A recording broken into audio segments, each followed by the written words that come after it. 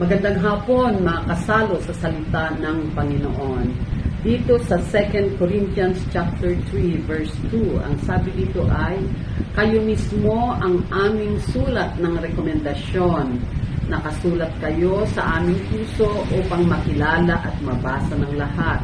Ipinapakita ninyo na kayo ay sulat ni Kristo na ipinadala niya sa pamagitan namin, hindi nakasulat sa tinta, kundi isinulat ng Espiritu ng Diyos na buhay at hindi sa mga tapyas na bato, kundi nakaukit sa puso ng mga tao. Sabi ng Apostol Pablo at sabi rin ng ating Panginoong Jesucristo, purihin ang Diyos. Tayo ay mga buhay na sulat ng Panginoong Jesucristo na binabasa ng mga tao dito sa mundo. Tayo na tagasunod ng ating Panginoong Jesucristo, tayo na mananampalataya, ang sabi, tayo ay living epistles of the Lord Jesus Christ being read by this world.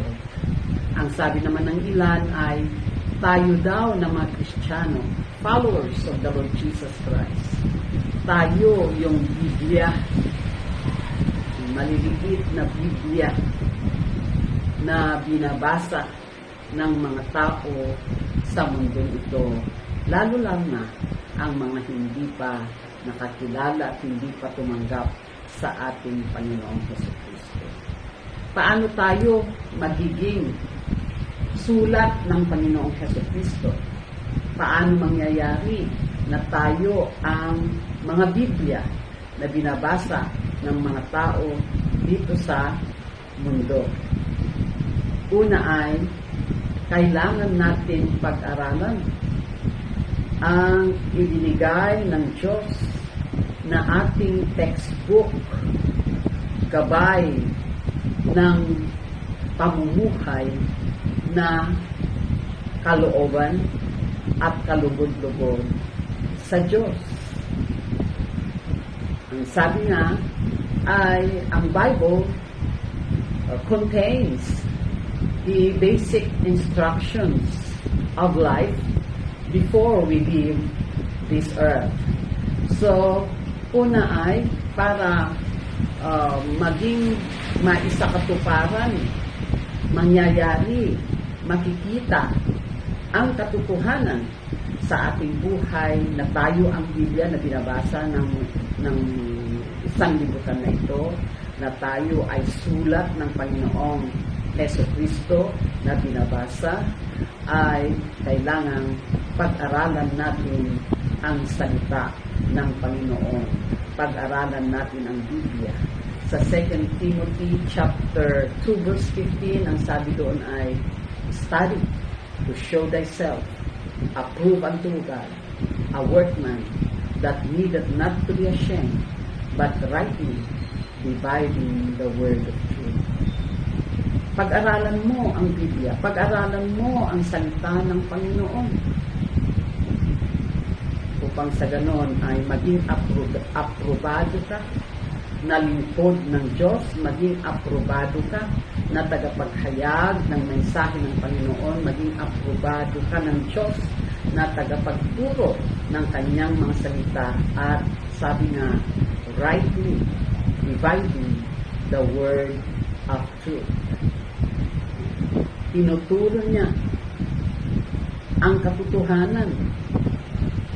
Itinuturo niya ng tama ang salita ng Panginoon. Ang pangalawa ay sampalatayanan natin ang salita ng Panginoon. We have to believe the Word of God that we are studying for us to be secured and insured.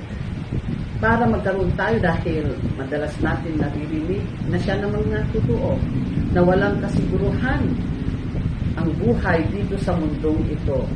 Ngunit kung ikaw ay naka-ugnay sa Panginoong Jesucristo na pinagmumulan ng seguridad at kasiguruhan ng buhay ngayon, bukas, sa hinaharap at sa walang hanggan, kailangan sampalatayanan mo ang salita ng Panginoon, hindi lamang upang ikaw ay merong kasiguruhan sa ngayon, bukas, sa hinaharap at sa walang hanggan, kundi insured ka pa sa buhay na walang hanggan.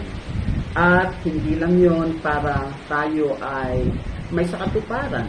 Ang sabi dito sa salita ng Panginoon na tayo ang mga sulat, Biblia, na binabasa ng mga tao dito sa sanlibutan ito, lalo ng mga hindi pa nakakilala sa ating Panginoon, kailangan ipamuhay natin ang salita ng Panginoon upang ang sabi ng Panginoon na be holy for I am holy, maging banal kayo dahil ako na Panginoon ninyo ay banal.